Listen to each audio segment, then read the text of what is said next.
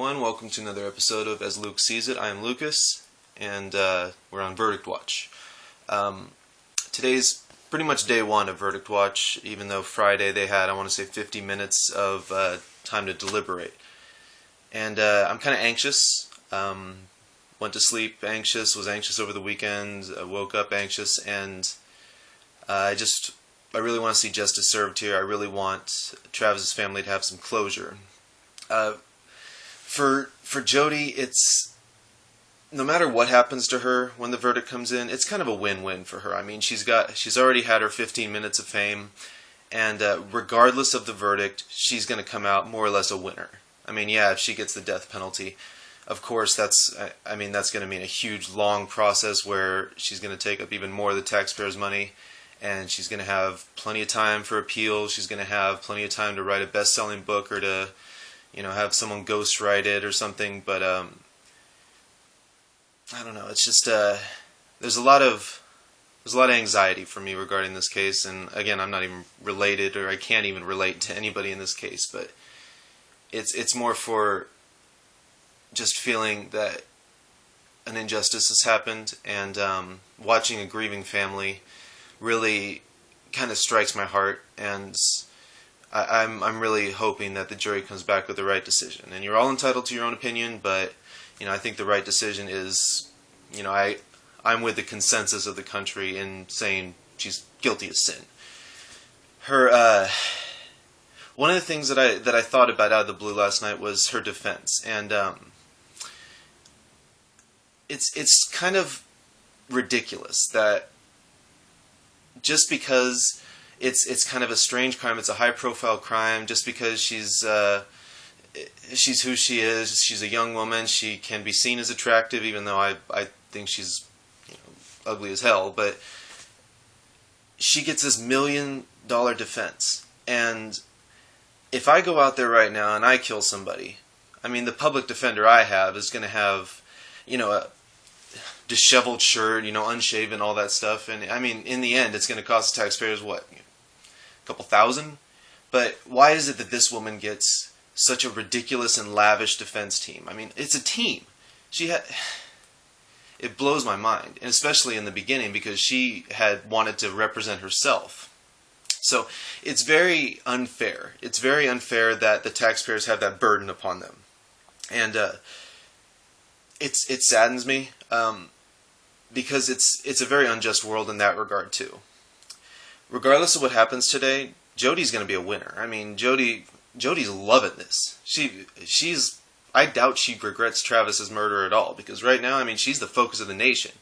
And aside from a couple of vain things she said, like, can I put on my makeup before this and everything, I don't think she cares. I think that she just loves the fact that she is on everybody's mind.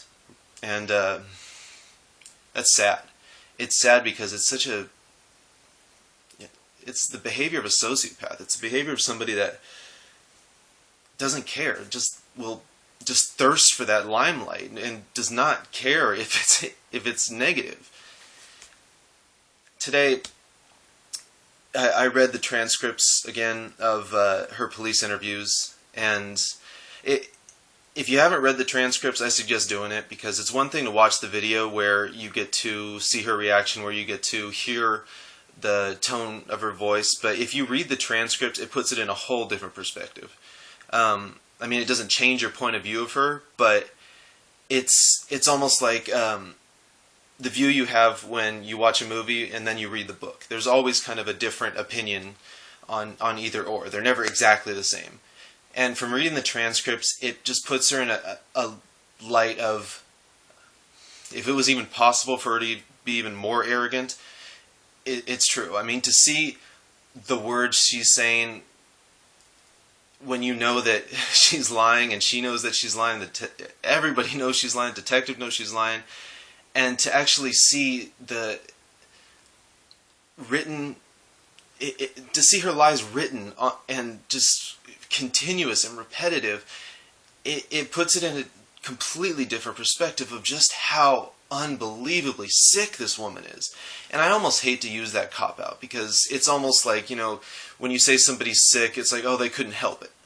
And in this case, Jodi knew exactly what she was doing. She knew what she was doing the whole time. And in my opinion, it was premeditated. She definitely knew what she was going there for. So I suggest going on and just doing like a Google search for, the transcripts of the police interrogation. And let me know what you think, because it really is different from just watching it. I mean, when you watch it, you hear her, you hear kind of that shocked, oh, I didn't do it. And to actually read it, it makes you realize, it will give you kind of an unbelievable feeling regarding, I can't believe we're at this stage. I can't believe that this woman has come this far, and now we're sitting here waiting to hear a verdict. And there's a lot of worry that it'll come back, as a positive for Jodi. Read these transcripts and then wait for the verdict, and you'll have a completely just amplified feeling. Like, how could we get here from this woman? How can this woman doing what she did in these transcripts come to this point where we're all wondering if she's gonna get convicted? It's really insane. It's so sad, and I mean, like I said, I'm feeling anxious. God, I could not even imagine how Travis's family is feeling. I mean, they're on pins and needles, and to have to go back into there once the verdict is read, and if it is an acquittal or something, I mean, they'll go on living, but their lives will be over. I mean, they already lost a loved one. They lost his reputation. It was just dragged through the mud from this ridiculous defense team. And then they're going to have to hear that this woman is going to get a light sentence or get acquitted. If that happens, it'll be nothing from the Casey Anthony trial. Can't even hold a candle to this. The Casey Anthony trial was kind of did she do it? That maybe there's reasonable doubt. Not in my opinion. I mean, in my opinion, she was guilty of sin. But with the Casey Anthony trial, it was all about whether or not she did it and how she did it. In this case, you know who did it. I think Juan said that in the opening statements. You know she did it. And even worse, you know the string of lies she told regarding that, and how none of that makes sense. None of it added up. And Casey Anthony wasn't nearly as smug as Jodi. She wasn't nearly as arrogant. When I look at Jodi, I get the feeling like she's expecting that, the men in the jury box are going to find her attractive and, possibly side with her. And I just get the feeling that she's expecting some kind of absurd things. But then again, I can't speak for everybody. She very well might get off. I pray to God she doesn't, because the way she has taken advantage of some hot button issues. She's taken advantage of pedophilia. She's taken advantage of domestic violence. She basically cashed in on the domestic violence issue.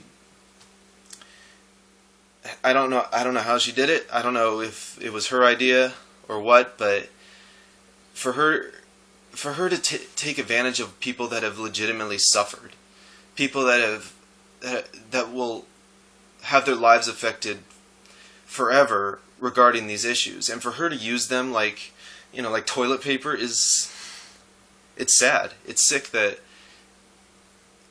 a human being, if you want to call her that, is capable of, I don't even know the word, is just capable of stooping to this depth.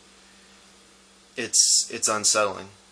It's very unsettling, and I sincerely hope that the jury didn't buy it. And I know that Jodi has some supporters out there. I saw a website, Jodi Arias is innocent, and I'm sure that's a real great website that all these nutbags can go on and provide their support for somebody that just I don't understand how she could be supporting anybody could be supporting her. It's just sickening. So, anyways, day two, technically a verdict watch. I'm calling this day one. If we don't have a verdict today, I'm expecting we will. But if we don't have a verdict today, I'll see you tomorrow morning. But thanks for watching, and have a good day.